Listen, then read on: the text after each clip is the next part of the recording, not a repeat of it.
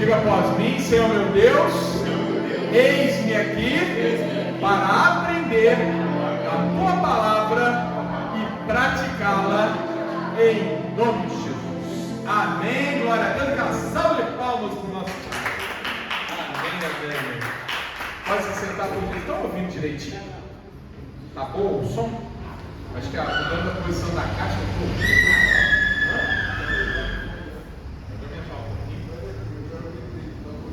mas se tiver bom, não precisa aumentar. Precisa aumentar? Não, né? Então tá bom. É porque mudou a caixa, a gente está acostumado com a caixa aqui, nem vira o retorno. Então, aqui, essa daqui, baixinho. Tá bom, vocês estão ouvindo aqui em nome de Jesus. Amém? Ô irmão, como é bom estar na casa de Deus. Ô glória. Ô bênção. Irmãos, hoje eu vou trazer uma palavra. Toda palavra é especial, né? Mas essa daqui, particularmente, fala muito ao meu coração. Uma palavra que a gente lá em casa a gente já meditou. E olha que interessante, olha só, irmão João, eu cheguei a gravar toda segunda-feira, até fazer a propaganda, toda segunda-feira sai um vídeo, a palavra, lá no YouTube, amém? Aqui eu gravo em casa, Deus toca no coração e a gente grava. Toda primeira segunda-feira é uma palavra mais longa, 10 a 20 minutos. E durante o resto do mês é mais curtinho, para não cansar o irmão, amém? E eu cheguei a gravar sobre essa palavra que eu estou trazendo hoje, e não sei por que desapareceu do meu celular, sumiu. Então não era para gravar lá, era para trazer aqui, amém? Então nós vamos ouvir com muita atenção, amém, irmãos? Essa é uma instrução para o crente. Está lá em Romanos capítulo 14. Romanos capítulo 14.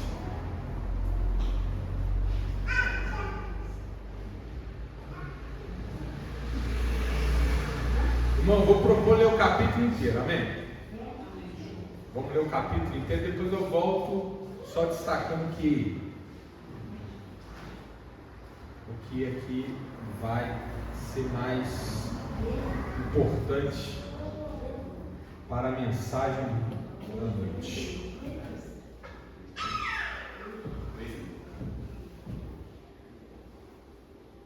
Amém? Romanos 14. Amém? Podemos? Então vamos lá comigo. Ora, quanto ao que está enfermo na fé, em outras traduções traz assim: aquele que é fraco na fé. Tá? Importante, porque eu vou falar o tempo todo fraco, que quer dizer a mesma coisa.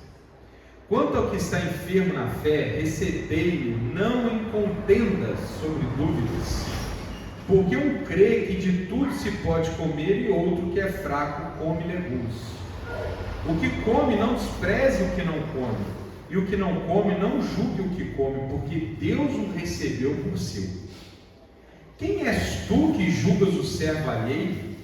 Para seu próprio Senhor ele está em pé ou cai, mas estará firme, porque poderoso é Deus para o firmar. Um faz diferença entre dia e dia, mas outro julga iguais todos os dias. Cada um esteja inteiramente seguro em seu próprio ânimo. Aquele que faz caso do dia para o Senhor o faz. O que come para o Senhor come, porque dá graças a Deus, e o que não come para o Senhor não come, e dá graças a Deus. Porque nenhum de nós vive para si, nenhum morre para si. Porque se vivemos, para o Senhor vivemos. Se morremos, para o Senhor morremos. De sorte que ou vivamos ou morramos, somos do Senhor. Foi para isso que morreu Cristo e tornou a viver, para ser Senhor tanto dos mortos como dos vivos. Mas tu, por que julgas teu irmão? Ou tu também, por que desprezas teu irmão? Pois todos havemos de comparecer ante o tribunal de Cristo. Porque está escrito: pela minha vida, diz o Senhor, que todo joelho se dobrará diante de mim, e toda língua confessará a Deus. Amém, amém. De maneira que cada um de nós dará conta de si mesmo a Deus. Amém? Pausa. Se der, a gente lê o resto, senão a gente fica concentrado nessa primeira parte. Amém? Vamos ver como vai desenvolver aqui. Isso aí talvez seja a palavra para mais de um dia. Amém? Vamos com calma. Irmãos, nesse capítulo, Paulo está falando sobre os fracos e os fortes na fé. Ele está dando uma instrução para a diversidade no corpo de Cristo. Creio eu, irmãos, a leitura que o Espírito Santo me dá dessa passagem, a inspiração que ele me dá, é que Paulo não está fazendo uma distinção entre quem é de fato forte e quem de fato é fraco. Porque todo aquele na sua posição se julga o forte. E muitas vezes olha para o irmão como sendo o fraco.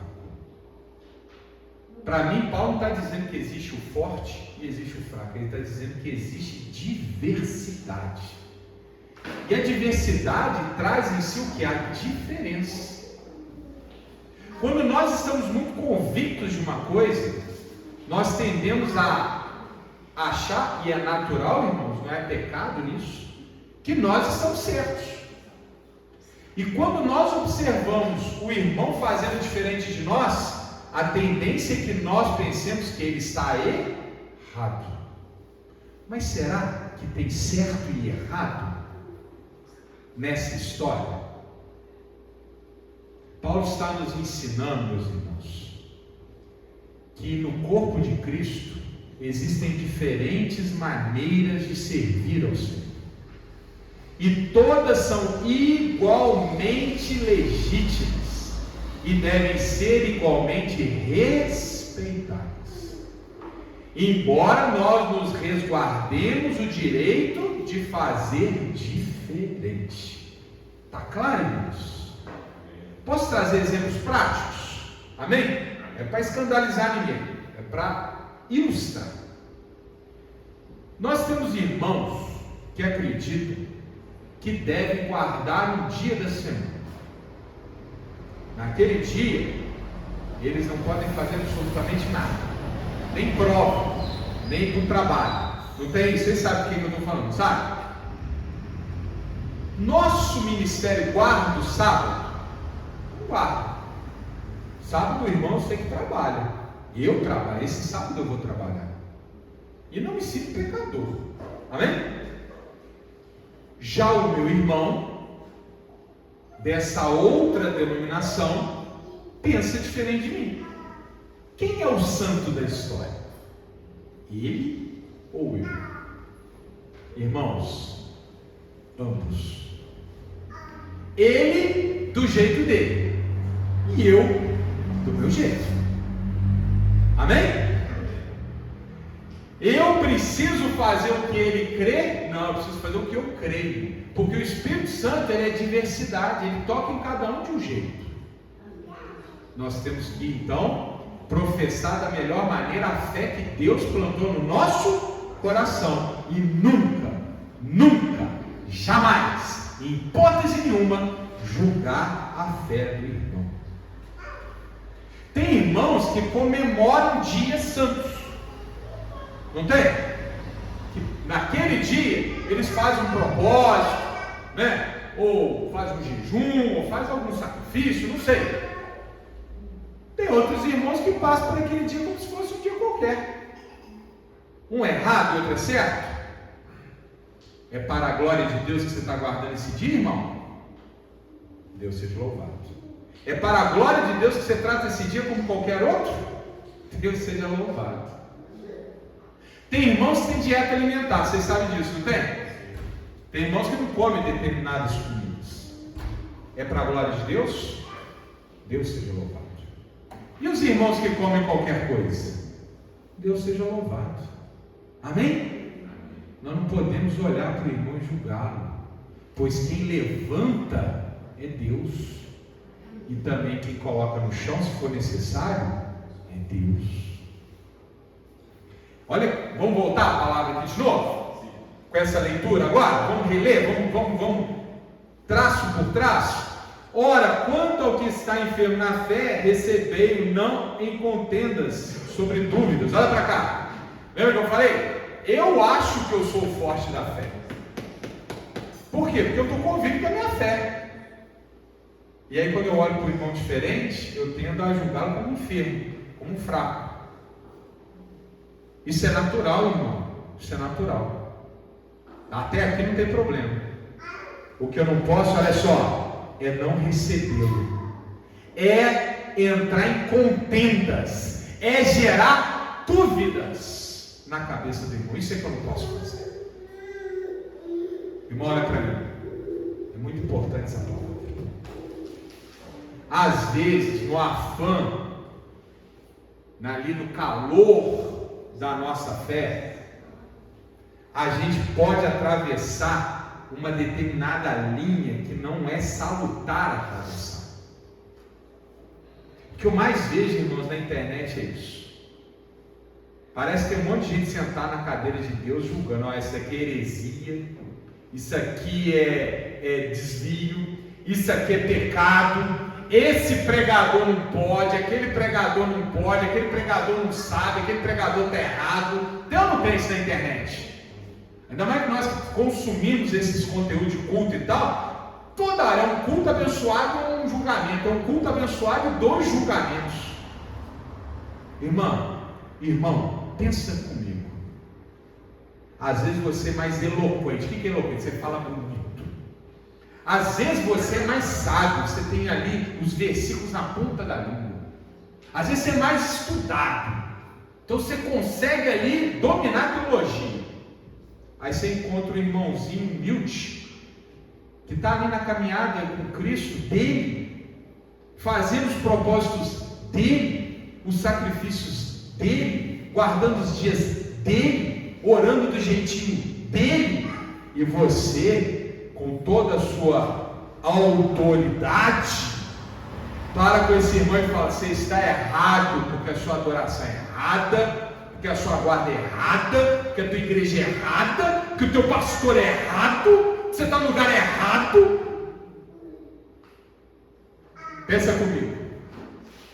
Pode ser que você convença esse irmão que de fato o que ele está fazendo é errado. Irmão, presta atenção aqui. Você pode provar que ele está errado, mas não necessariamente vai provar que você está certo. E sabe o que pode acontecer? Esse irmão sair da presença de Deus e não ir para lugar nenhum. Misericórdia. Olha a obra que você realizou. Lembra aqui? Quando aquela mulher achou a dracma perdida, ela comemorou. Porque quando um perdido é resgatado, faz festa no céu. Quando aquele filho pródigo voltou a casa, o que aconteceu? Festa, porque o filho que havia desaparecido e morrido voltou à vida. Lembra quando aquela ovelhinha sumiu, se desviou, e o pastor largou as 99, foi atrás daquela ovelhinha e trouxe de volta? Palavras de Jesus, ao trazer aquela única ovelhinha de volta, fez festa no céu. Porque todo o pecador que se arrepende e vem para a presença de Deus faz festa no céu. E você, às vezes na palavra, por querer provar que é certo, que você é o verdadeiro, você pode cometer esse crime de tirar uma pessoa do reino de Deus. Se faz festa quando alguém entra, eu imagino que a palavra também está dizendo que faz tristeza quando alguém sai. Cuidado. Paulo está nos ensinando que nós devemos ser convictos, nós devemos ser coerentes com a fé que o Espírito Santo plantou no nosso coração. Devemos pregar como o Espírito Santo nos ensinou a pregar. Mas nós não devemos nunca apontar para o irmão e entrar em falsa contenda com ele. Amém? Irmão, a seara é grande. Tem muita gente na rua, nas trevas, para ser trazida para o reino. Nós não precisamos tirar ninguém da igreja de ninguém. Nós não precisamos entrar, na igreja dos outros para trazer gente para a nossa. Não, tem muito perdido lá fora. É ali que tem que estar o nosso foco. É trazer os que não conhecem Cristo para a presença de Cristo. Quem está na igreja, seja qual for, Deus seja louvado pelo seu ministério. Vai fundo, meu irmão. Se o Espírito Santo um dia resolveu te tocar diferente, a porta está aberta. Mas não vai ser eu, você, nós aqui, né, seres humanos, pó da terra, que vão dar linha no que o Espírito Santo tem para cada um. Amém? Olha, eu vou repetir. Quanto ao que está enfermo na fé, quem é o enfermo? É aquele que é diferente de mim, que eu acho que não é tão sábio quanto eu, que não é tão culto quanto eu, que não é tão entendedor quanto eu, que não é tão inspirado quanto eu, que não é tão ungido quanto eu. Amém? Todo mundo olha para o diferente e pensa assim: eu estou certo e ele deve estar errado. Recebei-o, não em contenda sobre dúvidas. Amém? Recebei-o. Aceita. Aceita. Tem irmão que chega aqui e se ajoelha para orar antes do culto. Deus seja louvado. Tem irmão que chega e senta. Deus seja louvado. Tem irmão que se levanta na igreja na hora de ler a palavra. Deus seja louvado. Tem irmão que fica sentado na hora que a palavra está sendo lida. Deus seja louvado. Amém? Tem igreja que os obreiros estão de uniforme em pé ao lado dos altares. Tem igreja que o obreiro pode sentar. Quem está certo e quem está errado, irmão. É para a glória de Deus. Senta, levanta, fica na porta, fica em pé. Vem de cabeça para baixo, não importa. É para a glória de Deus. Faça conforme a fé que Deus colocou no teu coração. Sem julgar os outros. Se você achou bonito o irmão que chegou e ajoelhou e orou, faz igual a ele. Faz igual a ele. Amém? Se você acha que é um irmão lindo, legal para ele, mas não é bom para mim, Deus seja louvado. Vamos continuar de novo, leitor? Porque um crê que tudo se pode comer. Olha a dieta. E o outro come legumes. Amém? Paulo está falando que um é fraco, outro é forte. Não, ele está falando, ó, eu que como de tudo, olho para o outro e acho que ele é fraco porque ele não come legumes. Eu vou julgar ele? Aí, olha lá. O que come não despreze o que não come. O que come de tudo não despreze o que faz dieta alimentar. Ah, mas não como isso é para a glória de Deus, Deus seja louvado. Que coisa linda é você convidar esse irmão para a tua casa e você só serviu o que ele pode comer. Isso é um gesto de amor. Quer a coisa bonita do crente? É você ser aqui evangélico da Igreja de Reconciliação em Cristo, encontrar um irmão que guarda um dia e guardar com ele. Esse dia eu vou guardar com o Senhor, meu irmão. Amém? Isso é bonito. Você fortalece ele na fé dele. Amém? Porque Deus o recebeu por seu. Olha lá. O que come não despreze o que não come. E o que não come não julgue o que come. Também vice-versa, né? Também o que só come legume não olha para quem não come. Para quem come carne fala, isso aí está errado. Não. Todo mundo se respeite. Porque Deus o recebeu por seu. Quem és tu que julgas o servo alheio? Olha isso, irmão. É servo de Deus. Quem tem que julgar, parametrizar a régua é dele. Não é tua, não é minha. Amém? Deus vai julgar o servo, se o servo está certo, se o servo está errado. Para seu próprio Senhor ele está em pé ou cai, mas estará firme, porque poderoso é Deus para o firmar. É Deus que coloca de pé. Irmão, o que a gente mais ouve, é triste. Aquela igreja só quer dinheiro, não devia existir. Irmão, você está de porta aberta e lotada, é porque Deus tem propósito para aquela igreja. Eu posso não me sentir bem lá, eu me sinto bem aqui. A gente tem a nossa doutrina do dízimo, doutrina da oferta, manso, tranquilo, né? Eu me sinto bem aqui. Mas eu vou dizer que aquela está errada. Se tivesse errado, meu irmão, não estava lotada. Não estava lotada. Pensa. Não julgue o servo alheio. Deus coloca de pé e Deus bota no chão. Versículo 5: um faz diferença entre dia e dia, mas outro julga iguais todos os dias. Aí a guarda do dia ou não guarda do dia. Cada um esteja inteiramente seguro em seu próprio ânimo. Eu estou seguro de não guardar o sábado? Estou. Eu acho que eu não preciso. Eu acho que o sábado é do Velho Testamento. Eu vejo Jesus que ele não faz questão disso. eu venho no culto no domingo, para mim todos os dias são iguais, são todos os dias que eu tenho que orar do meu jeito, tenho que dedicar ao Senhor do meu jeito, vou estar no culto 4 vezes por semana, pá, é isso aí? Estou firme no meu ânimo? Foi isso que o Espírito Santo colocou no meu coração? Foi essa lente que Ele te deu na leitura da Escritura? Segue, vai fundo, irmão. Mas não, se o irmão já acha que ele tem que guardar, se ele leu as Escrituras e ele entende que esse mandamento é válido, guarda o sábado. Está firme no seu ânimo? Faz. Irmão, eu vou falar para vocês. Amém? Escuta o que eu estou falando. Se o irmãozinho chegar aqui e falar assim: pastor, eu li as Escrituras e cheguei à conclusão que eu tenho que fazer os 10 mandamentos que estão escritos, eu vou guardar o sábado. Eu vou falar aleluia. Eu nunca vou te convidar para não estar à igreja no sábado. Eu vou tentar evitar fazer atividades extras no sábado, porque eu quero, irmão, que você fique com a gente. Amém? Vai guardar teu sábado. Glória a Deus. Pode estar nesse ministério aqui, não tem problema. Amém? Se o Espírito Santo falou com ele: quem sou eu? É para a glória de Deus? Vai fundo, meu irmão. Aquele que faz caso do dia, para o Senhor o faz. O que come, para o Senhor come, porque dá graças a Deus. E o que não come, para o Senhor não come, dá graças a Deus. Porque nenhum de nós vive para si, nenhum morre para si. Porque se vivemos para o Senhor, vivemos, se morremos para o Senhor, morremos, de sorte que ou vivamos ou morramos, somos do Senhor. Foi para isso que morreu Cristo, e tornou a viver, para ser Senhor tanto dos mortos como dos vivos. Mas tu, porque julgas teu irmão, olha para cá. Jesus deu seu sangue na cruz. Jesus precisava sair da glória e pastor, mas você só fala aí, irmão, isso é a cena da minha fé. Jesus se fez carne e não precisava, habitou entre nós, foi burrado, foi humilhado, foi tudo que imaginar de ruim aconteceu com Jesus.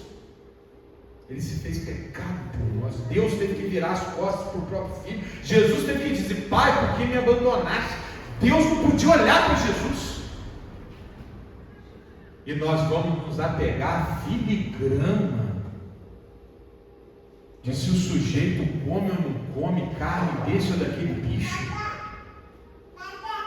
Nós vamos nos apegar à filigrana se o irmão faz uma oração de 1 hora todo dia, ou se ele faz 15 minutos. Eu vou me apegar se o irmão acorda de madrugada para orar, ou não acorda, não é? Está concordando, não é? É isso aí.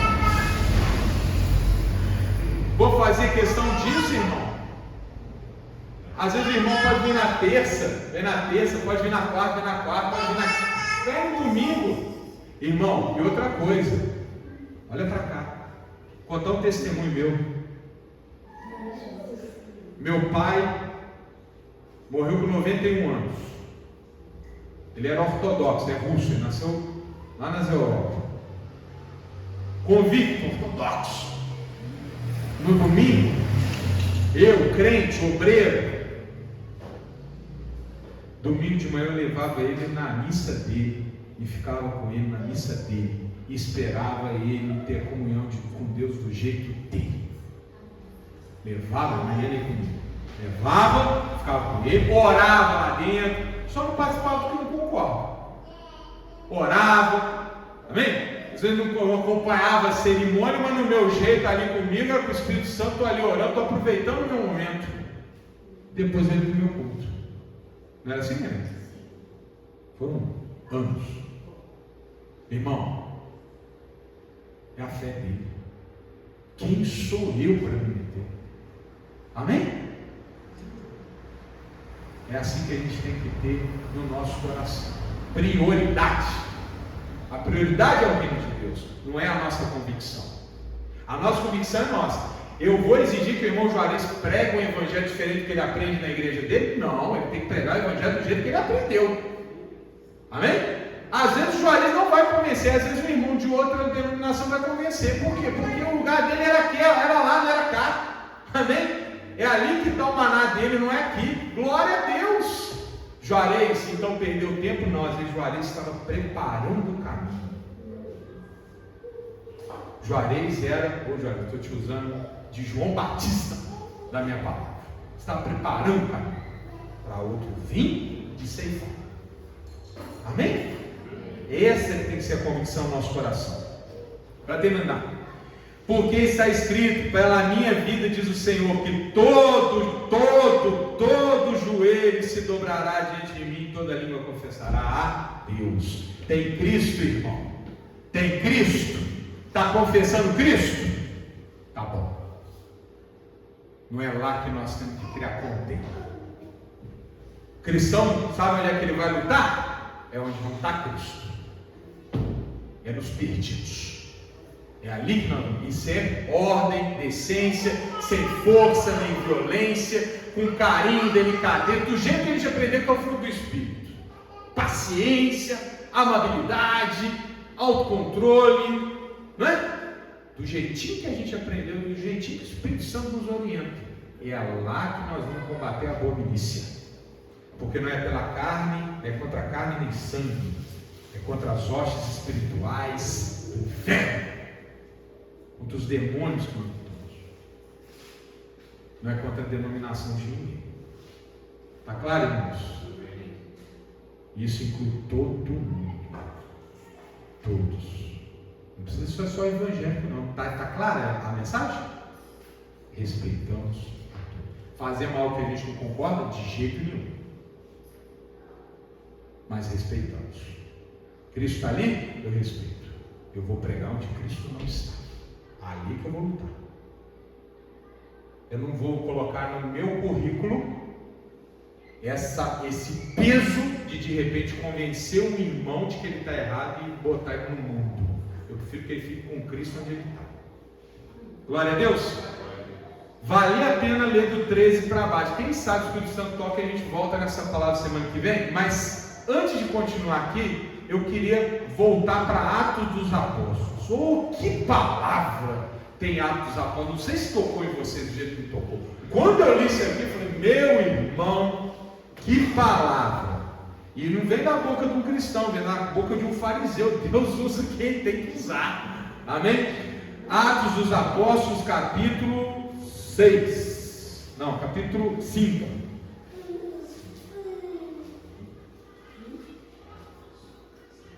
Capítulo 5, vamos direto para o versículo 34. Vou contar o que aconteceu antes aqui, para a gente adiantar um pouquinho, para não ficar muito longa a palavra.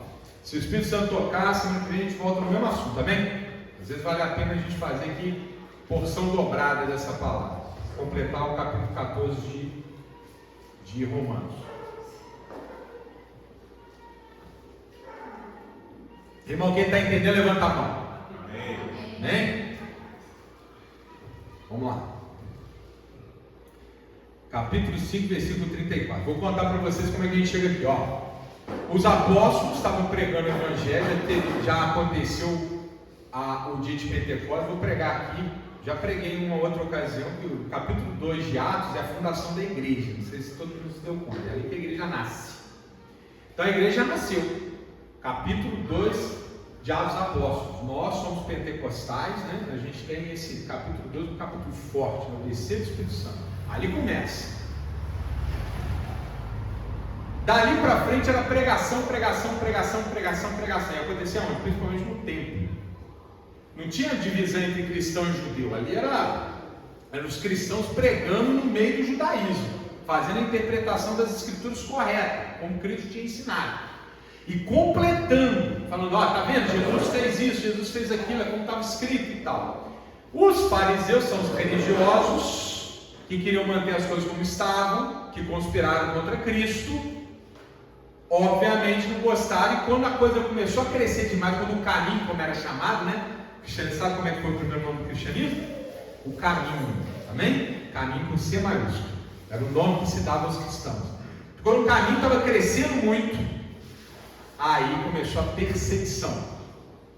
E aí Pedro e João, depois de ter curado aquele paralítico, lembra? Não tenho prata nem ouro, mas aquilo que eu tenho te dou, em nome de Jesus, levanta e anda. Pegaram eles e levaram para o Sinédrio. O que era o Sinédrio?